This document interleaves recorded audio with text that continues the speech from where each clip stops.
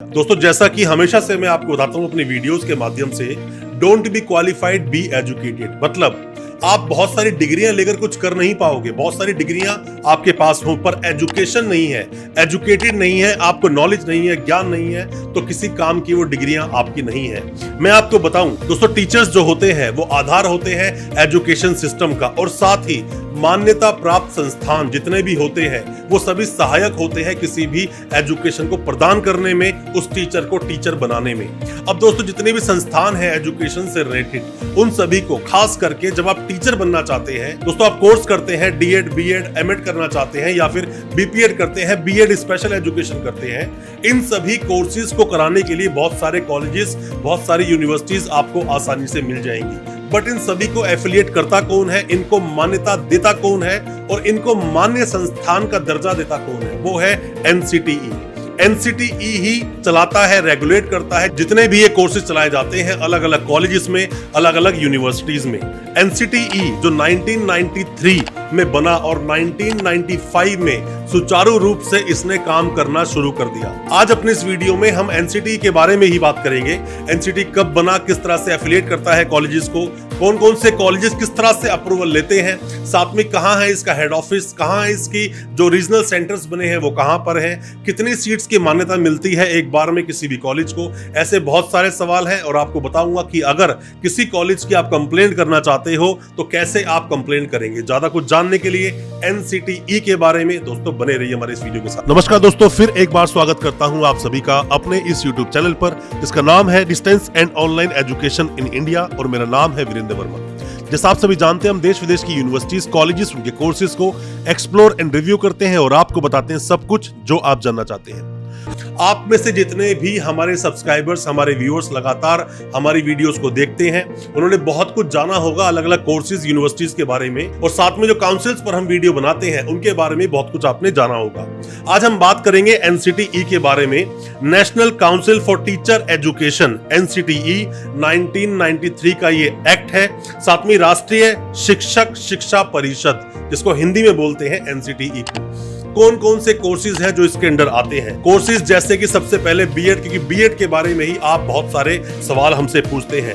DElEd आता है, DEd आता है, बीएलएड आता है, एमएड आता है, बीपीएड, और साथ में ही एमपीएड भी आता है। बीएड स्पेशल एजुकेशन भी ले लीजिए आप इसमें, या फिर DEd special education, MEd special education. जितने भी एजुकेशन से रिलेटेड कोर्सेज हैं जिसको करने के बाद आप टीचर बनने वाले हैं, वो सभी कोर्सेज एनसीटीई के अंडर आते हैं। दोस्तों, एनसीटीई का काम क्या होता है? एनसीटीई का काम होता है टीचर्स एजुकेशन को बढ़ावा देना, साथ में ही कॉलेजेस की गुणवत्ता को चेक करना। क्योंकि हमारे देश में जितने भी काउंसिल्स बनी हैं अलग अलग, उन अलग अलग काउंसिल का अलग अलग कोर्सेज को देखना ही काम होता है। जिस तरह से एनसीटीई का काम है एजुकेशन से रिलेटेड जो टीचर बनने वाले हैं, जो टीचिंग कोर्सेज होते हैं, उन सभी को ध्यान से देखना। दोस्तों, वैसे तो जो एनसीटीई है, एनसीटीई 1973 को ही बन गई थी, बट उस वक्त इसे संवैधानिक दर्जा नहीं मिला था।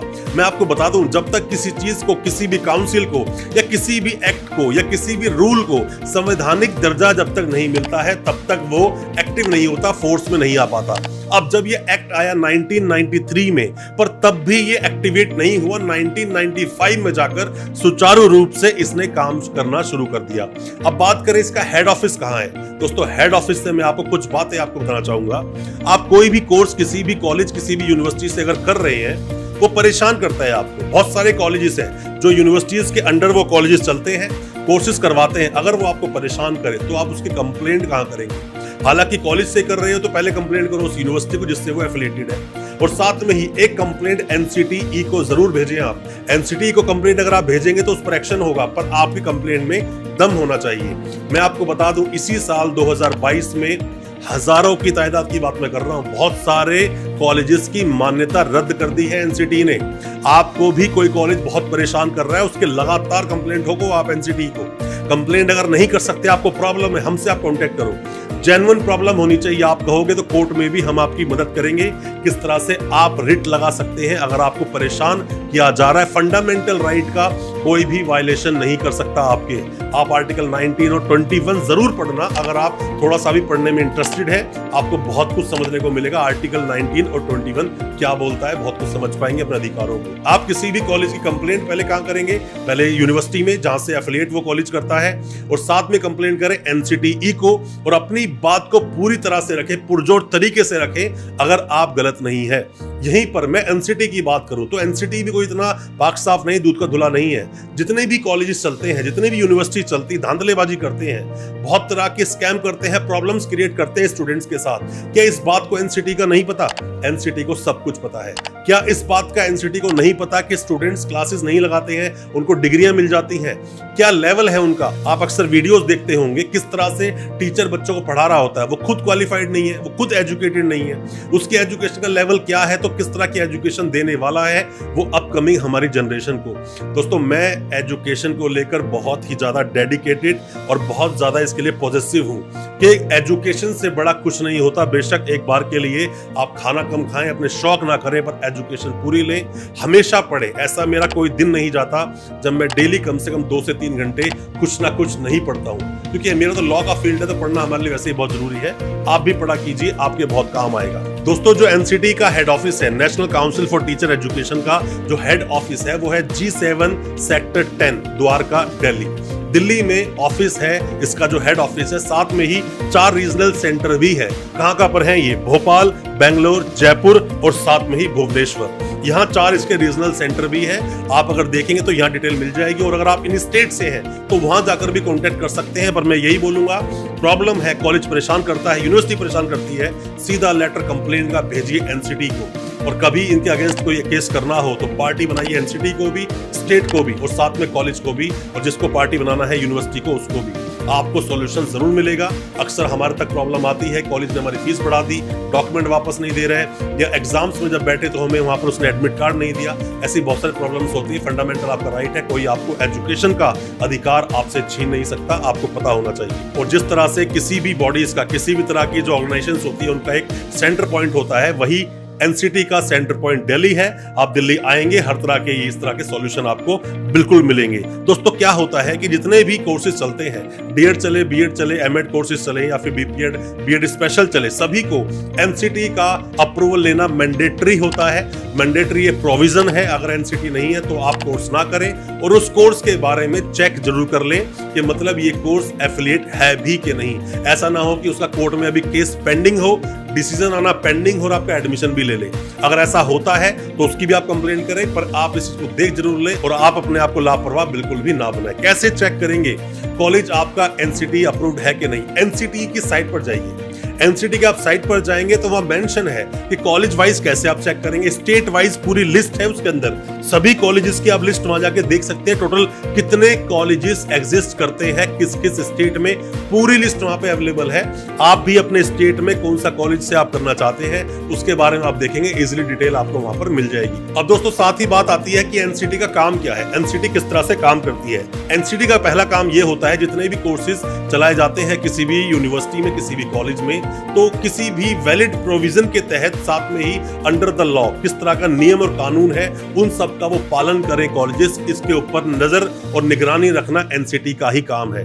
साथ में दूसरा काम आता है कॉलेजेस पर नजर रखना, कहीं वो गलत तरह से कोई एक्टिविटी में संलग्न तो नहीं है, किसी तरह से कॉलेज इस तरह से एक्टिविटी में तो नहीं है कि कल एडमिशन होने के बाद में स्टूडेंट्स के फ्यूचर के साथ में खिलवाड़ हो जाए। और साथ में ही ये काम भी है एनसीटी का कि कॉलेजेस की गुणवत्ता को देखना और कॉलेजेस का असेसमेंट करना, पर क्या गुणवत्ता है और क्या क्वालिटी है ये आप स्टूडेंट से बेहतर कोई नहीं जानता। आप हरियाणा में जाइए, यूपी में जाइए, किसी भी स्टेट में जाइए, जो कॉलेजेस आपको मिलते हैं, कॉलेज का आपने हाल देखा होगा, 1-2 ही टीचर बैठे हैं, 4-5 बदबूदार उसमें कमरे होते हैं, क्लासेस कभी वहां लगती नहीं है, और सिर्फ आप जाएंगे, एडमिशन होगा, सिर्फ एग्जाम के लिए बुलाएंगे क्लासेस के नाम पर, तो सिर्फ वहां पर एक बोर्ड लगा हुआ होता है कि क्लास कभी कभी चलती है। तो कैसे असेसमेंट होता है, कैसे अप्रूवल मिलता है, किस तरह से इनकी वेरिफिकेशन इंस्पेक्शंस होते हैं, ये तो एनसीटी यूनिवर्सिटी ही जाने, पर आपका भी कॉलेज अगर ऐसा ही है तो हमें कमेंट बॉक्स में बताना आप जरूर कि आपने किस ऐसे कॉलेज से कोर्स अपना कंप्लीट कर लिया या फिर कौन सा कॉलेज आपको भी मिल रहा था। अरे नॉन अटेंडिंग का भी कॉलेज अगर अलॉट करते हैं ये लोग, मिल जाता है नॉन अटेंडिंग कॉलेज, कम से कम उस कॉलेज में ऐसा तो हो कि कभी आप चाहो तो क्लासेस लगा सको, कुछ तो क्लासेस चले। वहां पर क्लासेस के नाम पर सिर्फ एक बोर्ड होता है, 2-3 टीचर होते हैं और होता कुछ नहीं है। मैं एनसीटी का फॉल्ट नहीं निकालता, बट कॉलेजेस की जो कंडीशन है, जो हालात है, वो ऐसे ही है। साथ में एनसीटी का काम होता है सिलेबस को सेट करना, बताना क्या सिलेबस है। हालांकि उस सिलेबस को सेट एक यूनिवर्सिटी खुद भी कर सकती है। अगर वो कोई प्राइवेट यूनिवर्सिटी है तो खुद का सिलेबस सेट करती है। यहाँ आपको समझने की जरूरत है, एक गवर्नमेंट यूनिवर्सिटी एक प्राइवेट यूनिवर्सिटी है। प्राइवेट यूनिवर्सिटी खुद सिलेबस सेट करती है, साथ में गवर्नमेंट यूनिवर्सिटी भी खुद सिलेबस सेट कर रही है, पर यह अंतर बहुत बड़ा है। एक गवर्नमेंट यूनिवर्सिटी के अंडर देखा जाए तो 1000 कॉलेज चल रहे हैं या 500 कॉलेजेस चल रहे हैं। ये जो प्राइवेट यूनिवर्सिटी है ये कॉलेज नहीं चला सकती, किसी को एफिलिएशन नहीं दे सकती है। उसी यूनिवर्सिटी के अंदर ही एक कॉलेज चल रहा होगा किसी नाम से, जो इस यूनिवर्सिटी का वो कॉलेज होता है। अब अंतर क्या होता है? अंतर जमीन आसमान का है, बहुत बड़ा अंतर है। जो प्राइवेट जो कॉलेज होता है, प्राइवेट कॉलेज में 100 सीटें हैं तो 100 के 100 का सिलेबस सेट खुद करेंगे, एग्जाम बॉडी वो खुद है, एग्जाम्स खुद कराएंगे और साथ में ही सीट्स भी खुद चेक करेंगे, किसको पास करना है, किसको फेल करना है, किसको कितने अच्छे मार्क्स देने हैं, किसको नहीं देने। सब कुछ इस प्राइवेट बॉडी के हाथ में होता है, जो कि सिस्टम ठीक नहीं है हमारे एजुकेशन की अर्थव्यवस्था को देखते हुए। हम बात करें या गवर्नमेंट यूनिवर्सिटी की, तो गवर्नमेंट यूनिवर्सिटीज के अंडर 500-700 कॉलेजेस चल रहे होते हैं। तो इसमें क्या होता है कि सिलेबस तो यही सेट करेंगे, साथ में एग्जाम्स भी यही लोग चेक करेंगे।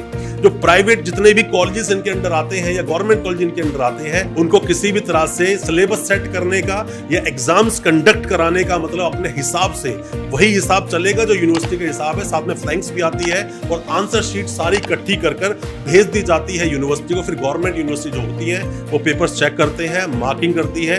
तो दोनों को लेवल को अगर हम चेक करें, हालांकि प्राइवेट यूनिवर्सिटीज का होना भी बहुत जरूरी है हिंदुस्तान में। सबसे पहली private university Sikkim Manipal university, उसके बाद यूनिवर्सिटीज बनती गई, बट प्राइवेट यूनिवर्सिटीज ने ऐसा हाल कर दिया एजुकेशन सिस्टम का।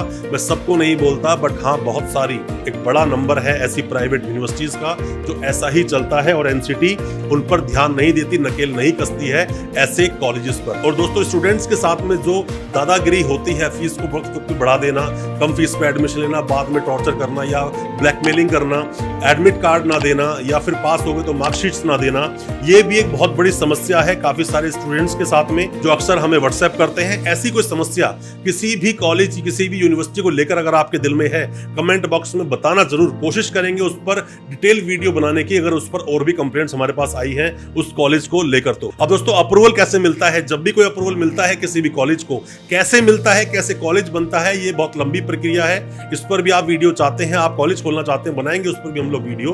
बट किसी भी कॉलेज को 100 सीट का पहले अप्रूवल मिलता है, 100 सीट को वो कंटिन्यू करते हैं एनसीटी का अप्रूवल मिलने के बाद में, और हर साल उसको रिन्यू भी कराना होता है। पर जरूरी नहीं कि हर साल रिन्यू कराएं, कुछ कॉलेजेस को 3 साल 5 साल का अप्रूवल एक साथ मिल जाता है, तो लगातार वो कोर्सेज चलाते रहते हैं। हर साल अपनी लिस्ट को सबमिट करना मैंडेटरी होता है वैसे तो, बट प्राइवेट यूनिवर्सिटीज नहीं सबमिट करती हर साल की अपनी लिस्ट। पर वो किस तरह से और कैसे हम लिस्ट को सबमिट करते हैं, इस पर हम डिटेल कभी वीडियो बनाएंगे, किस तरह से प्राइवेट यूनिवर्सिटी में बीएड का सिस्टम चलता है। पर गवर्नमेंट जो यूनिवर्सिटीज हैं, टाइमली एग्जाम्स होंगे, टाइमली एडमिशंस होंगे, टाइमली रिजल्ट आएगा, सब कुछ टाइमली चलता है। तो मेरा मानना तो यही है, जस्ट यही बोलता है कि आपको गवर्नमेंट यूनिवर्सिटी की तरफ ही जाना चाहिए, प्राइवेट यूनिवर्सिटीज का बाद में आपको सोचना चाहिए जब आपका नंबर ना आए किसी गवर्नमेंट यूनिवर्सिटी में। कोई भी किसी भी तरह के सवाल हैं आपके दिल में, कमेंट बॉक्स में सवाल पूछें, हम इंतजार रहेगा आपके सवाल का। और किस टॉपिक पर अगला वीडियो चाहते हैं, कॉलेज या यूनिवर्सिटी पर क्या आप वीडियो चाहते हैं, किस काउंसिल पर वीडियो चाहते हैं, आप हमें बताएं, हम उस पर वीडियो लेकर जरूर आएंगे। और अच्छा लगा हो आज का हमारा वीडियो, हमारे वीडियो को ज्यादा से ज्यादा अपने दोस्तों, परिजन, परिवार में शेयर करें, ताकि वो भी अपने आप को एजुकेशन से रिलेटेड हर तरह के अपडेट से अपडेट रख सके। बहुत बहुत शुक्रिया दोस्त, धन्यवाद हमारे इस वीडियो के साथ बने रहने के लिए।